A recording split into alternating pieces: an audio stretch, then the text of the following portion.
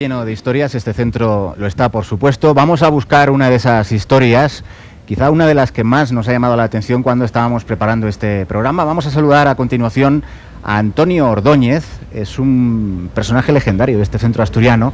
El señor Ordóñez participó de toda una leyenda de esta institución de la que ya hemos hablado, es el Club Asturias. Es una institución deportiva que ha conseguido lo que allí en España, por desgracia, no han conseguido ninguno de los equipos más célebres del deporte asturiano. Aquí el Club Asturias consiguió ganar la Liga Nacional de México y el señor Ordóñez, muy buenas.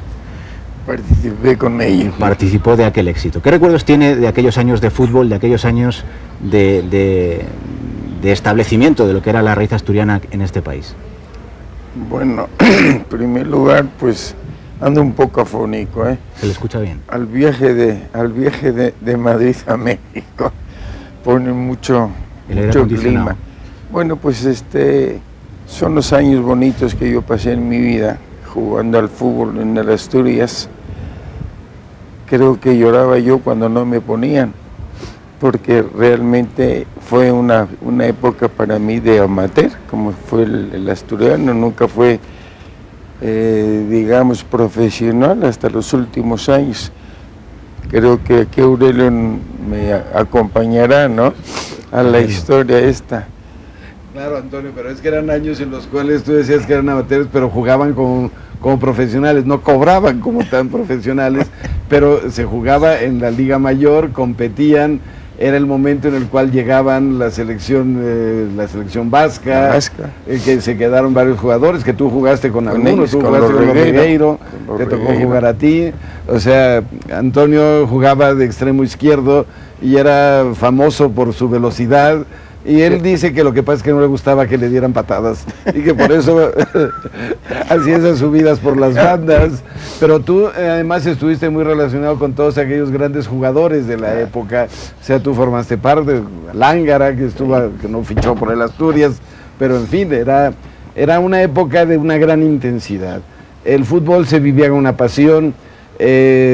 Tú jugaste en el campo de Chabacano, las calles de Chabacano era donde estaba el campo deportivo de Asturias. Incluso nuestro centro donde estamos hoy, su nombre original era Nuevo Parque Asturias, porque aquel estadio legendario de tribunas de madera era el Parque Asturias. Ahí se jugaba un parque que cuando fue inaugurado a final de los 30 fue con un partido contra el Botafogo, que en aquel momento en realidad era la selección de Brasil, con un balón que se lanzó desde el aire a la cancha y el Asturias ganó.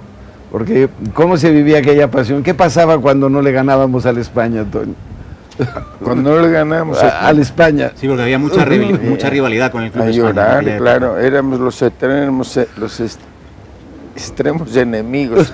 Bueno, para el público. Nosotros no nos dábamos de patadas, éramos muy amigos todos ellos. Pero aquí desde el principio se formó. Sí, dígame.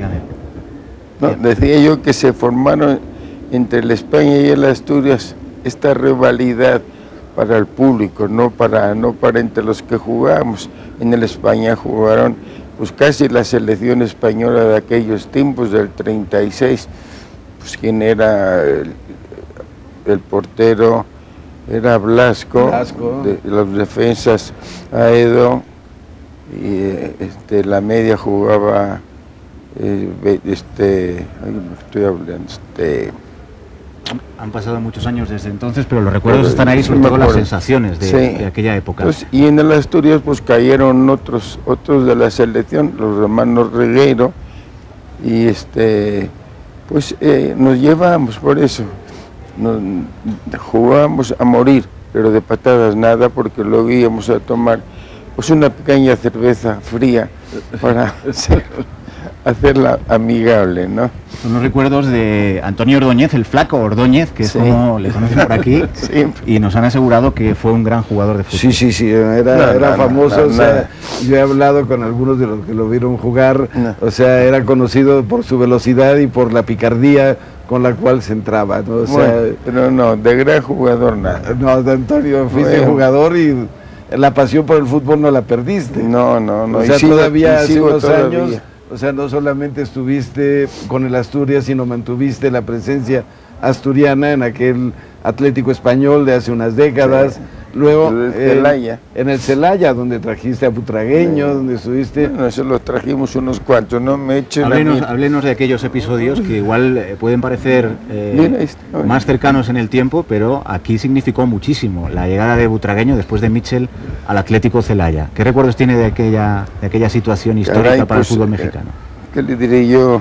Unos años muy alegres, muy calurosos.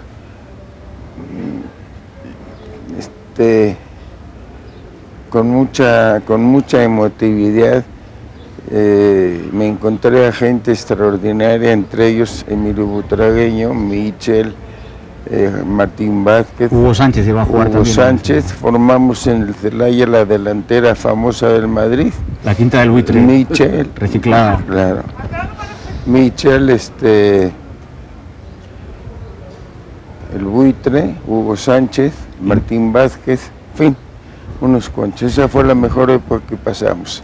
Todos éramos asturianos. Que llegaba a concentrarse, a hacer la pretemporada en el Club Ecuestre Ecológico en Cuautla. Sí, algunos partidos jugaron en Cuautla, en el Club Campestre. Sí, hombre, ahí jugamos. Que se tenía, porque eso fue, digamos, es el último desarrollo del centro. Este Club Campestre ya fuera de la ciudad, pero siempre manteniendo lo mismo. El fútbol ha sido un elemento, un deporte nuclear en el centro asturiano.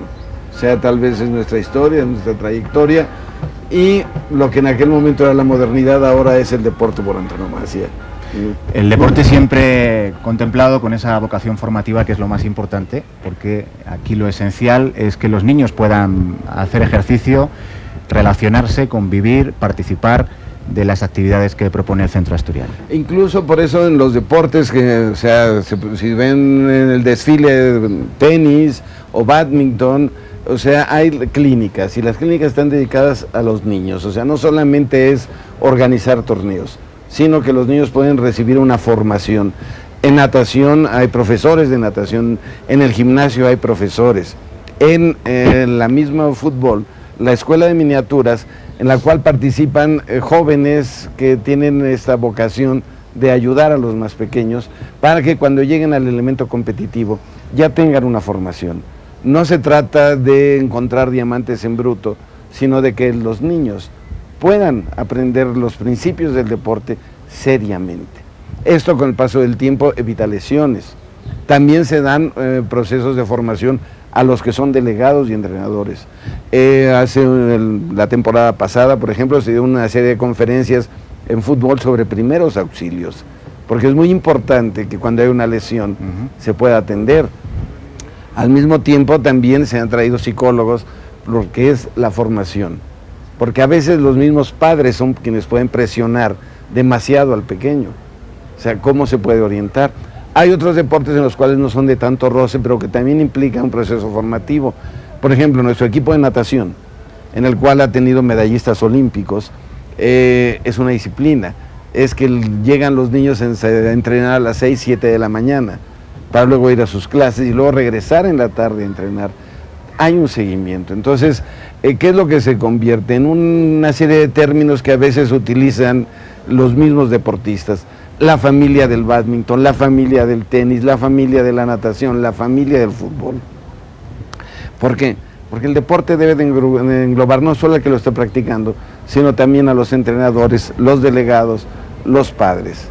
Y cuando hablamos de delegados, entrenadores, directivos, hay que tener algo muy claro: nadie cobra por eso. Es la participación que se tiene dentro de la sociedad de los valores que hemos tratado de crear. O sea, es desde luego, y no exageramos, se lo aseguro, lo hemos podido comprobar aquí, es un ejemplo de modernidad, de compromiso, y es una referencia, lo es para México, para este país, sí, pero también debiera serlo para España. Deben estar ustedes satisfechos y orgullosos. Y antes de despedir al Flaco Ordóñez, queríamos recordar algo de lo que ya ha comentado Aurelio, aquel partido de fútbol en el que se inauguraba un estadio de 20.000 asientos, con aquella avioneta haciendo vuelo rasante y dejando caer el balón con el que después se jugaría el partido. Un partido que ganó, como no, el Asturias. O sea, eso era no solamente que ganara, o sea, cuentan los viejos de aquellos años que lo importante es que el primer gol lo metiera el Asturias. Y lo consiguió. Claro. Antonio Ordóñez, Flaco Ordóñez, muchísimas gracias. Nada. Tiene 89 años. 89 años, Y se conserva ya usted cumplidos. perfectamente. Luego nos da la receta para seguir. Bueno, pues haremos la lucha para poder ir seguido a Asturias. Gracias, Antonio. Muchas gracias. Vamos a